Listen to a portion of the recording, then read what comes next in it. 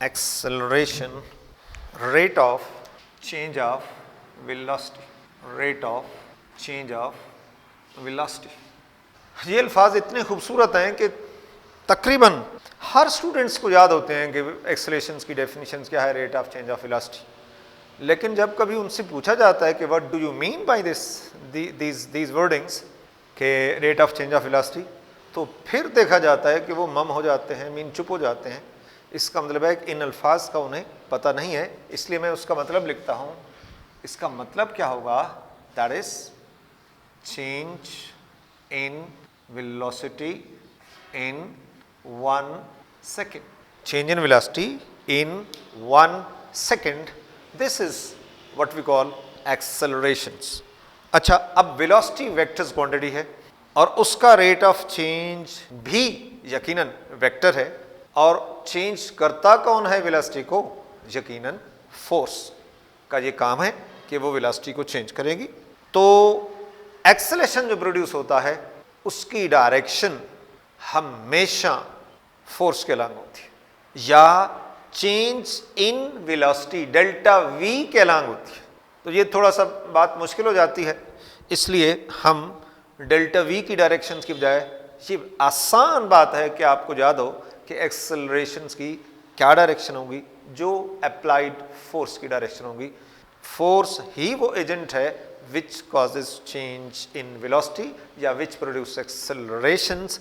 तो एक्सेलरेशंस जो कि वेक्टर्स क्वांटिटी है उसकी वही डायरेक्शन होगी जो अप्लाइड फोर्स की होगी। तो it is a vectors quantity, it is a vector quantity directed along the applied force, directed along the applied force. जो फोर्स की डायरेक्शन होगी वही एक्सेलरेशंस की डायरेक्शन होगी। It is denoted by A having units meters per second square, centimeters per second square, foot per second square.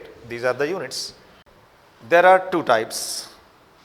There are two types of acceleration. Number one, positive acceleration. If velocity is increasing, then acceleration is taken as positive acceleration. Number two, negative acceleration. If velocity is decreasing, then acceleration is taken as negative। इसके बाद हम बात करते हैं, जब calculations की दुनिया में आएंगे तो हमेशा वेलोसिटी की तरह या आप एवरेज एक्सेलरेशंस कैलकुलेट किया करेंगे या इंस्टेंटेनियस एक्सेलरेशंस कैलकुलेट करेंगे। अब हम बात करते हैं एवरेज एक्सेलरेशन की। तो एवरेज एक्सेलरेशन जो है ये रेशो है between the net change in velocity and total time taken। Mathematically, average accelerations बराबर है v2 minus v1 over t2 minus t1। This is equal to delta v by delta t। Average accelerations बराबर है net change v2 minus v1 से net change आ गया कि initial क्या थी v1, final क्या है v2, चेंज कितना है, तो divide by time interval, total time interval पे डिवाइड कर देते हैं तो हमारे पास एवरेज एक्सेलरेशन आ जाता है। एवरेज एक्सेलरेशंस के बाद इंस्टेंटेनियस एक्सेलरेशन। इंस्टेंटेनियस एक्सेलरेशंस डिफाइन करता हूं, acceleration of a body at a particular instant. Acceleration of a body at a particular instant. जैसे किसी वक्त आपको ख्याल हो कि देखें हमारे पास बॉडी में एक्सेलरेशन कितना है, तो उसके अंदर आप टाइम को नोट करेंगे और उस टाइम के अंदर आप देखेंगे कि स्पीड का चेंज कितना है इनिशियल से फाइनल, तो उसकी रेशो ले लेंगे, तो दैट इज इंस्टेंटेनियस एक्सेलरेशंस। और मैथमेटिकली ए इंस्टेंटेनियस बराबर है limit delta t tends to 0 delta v by delta t. ये जो कुछ लिखा जाता है लिमिट, किस पे लगाई लिमिट? टाइम पे लगाई limit. Delta t tends to 0, क्या मतलब होगा? Time interval is not equal to 0 but very very small.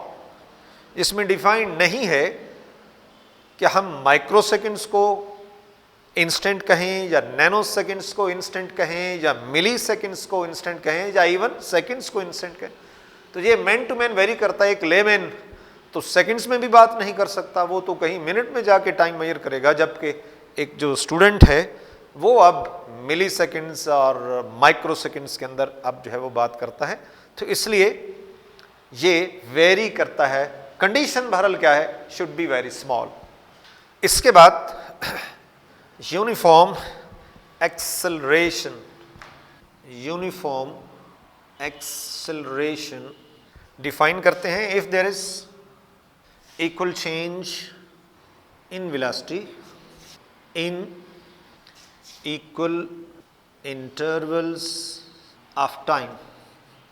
If there is equal change in velocity in equal intervals of time, equal change in velocity in equal intervals of time, then acceleration is said to be uniform.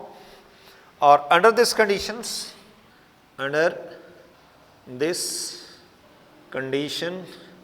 A average और A instantaneous क्या होंगे? Equal होंगे। जब भी acceleration uniform होगा तो उसकी एक कंडीशन ये है कि अगर हम कैलकुलेट करेंगे तो एवरेज और इंस्टेंटेनियस इक्वल आ जाएंगे। इसके रिवर्स क्या याद रखना है कि जब कभी हमें एक स्टेटमेंट दे दी गई है कि बॉडी मूव कर रही है और उसका एवरेज और इंस्टेंटेनियस एक्सेलरेशंस बराबर है, तो इसका मतलब है हम डिक्लेयर कर सकते हैं कि उस बॉडी का एक्सेलरेशन यूनिफॉर्म है। There is a equal change in velocity in equal interval of time. और उसकी डेली लाइफ की एग्जांपल्स तो इतनी आसान नहीं है कि कोई बॉडी यूनिफॉर्म एक्सेलरेशन से ही मूव करती जाए, ऐसा मुमकिन नहीं होगा। जैसे अगर आप सपोज कार मूव कर रहे हैं और मोटरवे पे जा रहे हैं, तो मोटरवे पे आप कितनी स्पीड पे जा सकते हैं? चलो जी 120 की बजाय 150 चले जाएं, 200 हो जाए, लेकिन एंड क्या होता है? खत्म हो गई स्पीड। तो इसलिए उसके बाद देयर इज नो चेंज। लेकिन एक आसान मिसाल बताता हूं यूनिफॉर्म एक्सेलरेशंस की। आप बॉडी को फ्री फॉल करा देते हैं, ये आपके पास पत्थर है, आप बिल्डिंग की छत पे खड़े हैं, ऐसे छोड़ दें तो वो डाउन जा रही है विद द यूनिफॉर्म एक्सेलरेशंस, और कितना होगा? 9.8 मीटर्स पर सेकंड स्क्वायर, जिसको हम एक्सेलरेशन ड्यू टू ग्रेविटी भी कहते हैं। ये जो फ्री फॉल बॉडी होगी उसका एक्सेलरेशन हमेशा यूनिफॉर्म होता है। याद रखें, कोई बॉडी जो फ्रीली फॉल कर रही है, फ्री फॉल मतलब है कि जस्ट उसके ऊपर सिवाय फोर्स ऑफ ग्रेविटी के और कोई फोर्स एक्ट नहीं कर रही, friction is taken negligible small, तो उसको छोड़ देते हैं। तो that moves under the constant force with the constant acceleration या यूनिफॉर्म एक्सेलरेशंस 9.8 मीटर्स पर सेकंड स्क्वायर। एक बात और डिस्कस करता चलूं, जैसे हमने कहा कि rate of change of velocity is called accelerations और वेलोसिटी वेक्टर है। अगर उसकी मैग्नीट्यूड चेंज हो तो भी एक्सेलरेशन होगा। आप बाइक को या कार को रेस देते हैं, वेलोसिटी बढ़ना शुरू हो जाती है। आप ब्रेक लगाते हैं, वेलोसिटी कम होना शुरू हो जाती है। तो ये तो हुआ मैग्नीट्यूड का change in magnitude of the velocity. लेकिन एक फैक्टर और भी है, मैंने कहा वेलोसिटी वेक्टर है, हैज अ पर्टिकुलर डायरेक्शन। अगर उसकी डायरेक्शन चेंज होती है, अगर उस बॉडी की डायरेक्शन चेंज होती है वेलोसिटी की सारी, तो भी एक्सेलरेशन होगा। अगर किसी बॉडी की वेलोसिटी चेंज होती है, जब आप जा रहे हैं और आगे टर्न आ जाता है, आप गाड़ी को मोड़ते हैं, may be left may be right, turn करते हैं, तो टर्निंग के ऊपर क्या चेंज हुआ? Direction of the velocity. एक बॉडी सर्कल के अंदर मूव कर रही है तो उसकी वेलोसिटी हर लम्हा चेंज हो रही है, और वो चेंज क्या है? उसका डायरेक्शन का चेंज हो रहा है, उसकी डायरेक्शन का चेंज हो रहा है, तो भी एक्सेलरेशन होगा, जिसकी मिसाल है सेंट्रीपिटल एक्सेलरेशन। ये आपने मैट्रिक के अंदर पढ़ा है, हम अपने नेक्स्ट किसी चैप्टर्स के अंदर हम भी डिस्कस करेंगे इसको, सेंट्रीपिटल एक्सेलरेशन क्या होता है। तो that is acceleration, that is because of the change in direction of the velocity. लिहाजा जिस बात को मैंने शुरू में बता दिया कि सिर्फ मैग्नीट्यूड का चेंज ही एक्सेलरेशन नहीं होता, बल्कि डायरेक्शन का चेंज भी, डायरेक्शंस का चेंज किसका? वेलोसिटी की डायरेक्शंस का जो चेंज होना है उससे भी एक्सेलरेशन होता है, जिसको हम सेंट्रीपिटल एक्सेलरेशन कहते हैं। पढ़ेंगे बाद में उसको इंशाल्लाह।